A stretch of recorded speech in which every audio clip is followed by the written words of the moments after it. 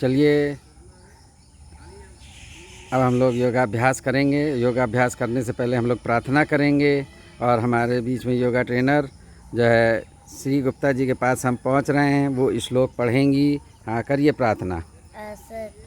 ओम ओम ओम असतो मा सद्गमय तमसो मा ज्योतिर्गमय मृत्यो मा अमृतं गमय।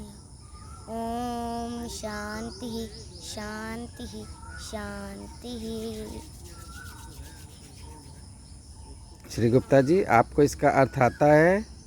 पहली लाइन का मतलब क्या है? अस्तोमा सद्गमय का मतलब क्या है, जानती हैं? नहीं।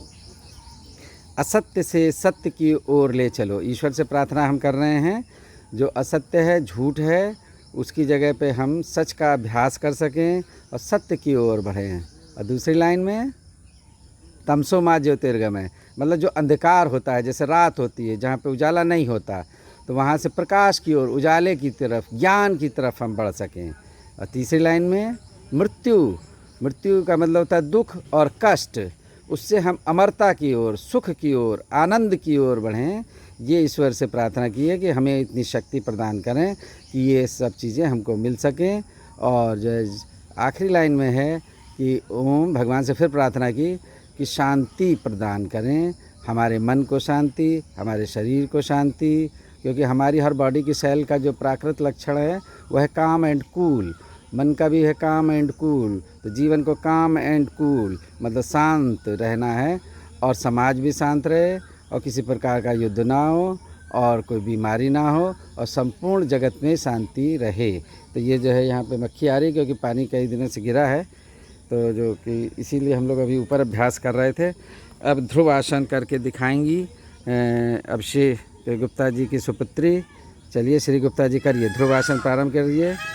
तो ये रुको एक मिनट, पहले जो है स्टार्टिंग पोज में आओ। तो स्टार्ट हम लोग कहाँ से करते हैं? दोनों पंजे या तलवे ज़मीन पर, पूरा भार उसके ऊपर, और हाथ जो है पैरों के समानांतर, जैसे विश्राम की अवस्था में क्लास में रहते हैं ना, सावधान और विश्राम करते हैं, तो रेस्ट की पोज में ये पैरों को हिलाते नहीं बेटा, पैरों को स्थिर रखेंगे, गर्दन सीधी, सर सीधा, कमर सीधी, छाती बिल्कुल तनी हुई, और जो है मतलब सीधी, पूरा बॉडी जो है एक ही लाइन में, जैसे कि डंडा होता है इसी तरह सीधा हुआ, बिल्कुल खड़ा हुआ और पेड़ की तरह। तो जो है, और वृक्षासन और ध्रुवासन में थोड़ा सिमिलरिटी है, लेकिन ध्रुवासन में जो तलवा होता है वो जो है पेरिनियम में, मूलाधार चक्र के पास वहाँ नहीं लगता। जो दूसरे साइड की पैर है, थाई रीजन है, उसके फ्रंट पे सामने की ओर आता है, और तलवा दिखता है सामने की ओर। जो अगर दूसरा सामने से कोई देख रहा है तो उसको पूरा तलवा दिखेगा। तलवा किसे कहते हैं? सोल को, जो हमारा लेग है उसकी सोल को कहते हैं तलवा। तो चलिए करके दिखाइए। आज थोड़ा सा बरसात हुई है तो उसकी वजह से, हाँ चलिए करिए। तो ये उन्होंने जो है किया, जो पैर को ऊपर उठाया और तलवे को जो है थाई के आगे सामने की तरफ किया, और जो है सीधी तनी, और जो है हाथों को जोड़िए, हाथों को कान के पास से और सिर के पास से ले जाते हुए ऊपर आसमान की तरफ हाथ जोड़े, ईश्वर से जैसे प्रार्थना करते हैं। ध्रुव ने इस तरीके से खड़े होकर के ईश्वर की प्रार्थना की थी और उसकी सिद्धि की थी, मतलब उन्होंने तपस्या की थी। तो ईश्वर ने इसी पोज में तपस्या की थी। और ध्रुव टीला है मथुरा में, और अभी कभी हम लोग चलेंगे, पहले हम अभी गए थे वहाँ से, ध्रुव टीले का हम लोगों ने चित्र दिया था। और अब यार काउंटिंग भी चालू करेंगी, देखें कितनी देर स्थिर कर पाती हैं। इन्होंने स्टार्ट कर दिया 1 2 3 4 5 6 7 8 9 10 11 12 13 14 15 16 17 18 19 20 तक किया। और देखिए काउंटिंग जो है मोर भी कर रहे थे, यहाँ देखिए। और जो और पक्षी है, कोयल है, कबूतर है, पिजन, तो पिकॉक है, और अन्य पक्षी साथ में जो है आवाज़ कर रहे हैं, और वो भी काउंटिंग कर रहे हैं, बच्चों को सिखा रहे हैं। और जो तो इस तरीके से ये हो रहा है।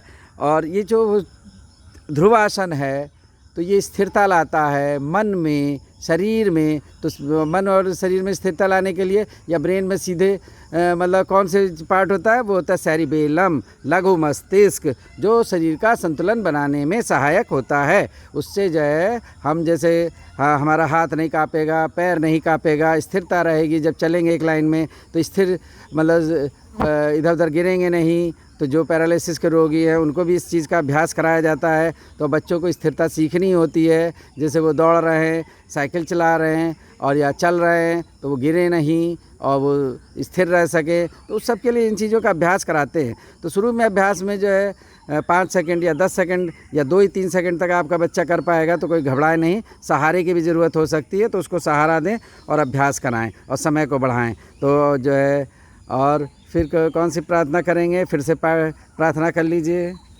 चलिए प्रार्थना करिए जो आपको याद है। असतो मा सद्गमय तमसो मा ज्योतिर्गमय मृत्यो मा अमृतं गमय। ओम शांति शांति शांति। और आप सभी से प्रार्थना है कि हमारे चैनल को, अगर ये आपको वीडियो पसंद आया तो जो है उसको सब्सक्राइब करें, लाइक करें, बेल आइकन दबाएं और शेयर करें विभिन्न ग्रुपों में। धन्यवाद, थैंक यू, बोलिए थैंक यू।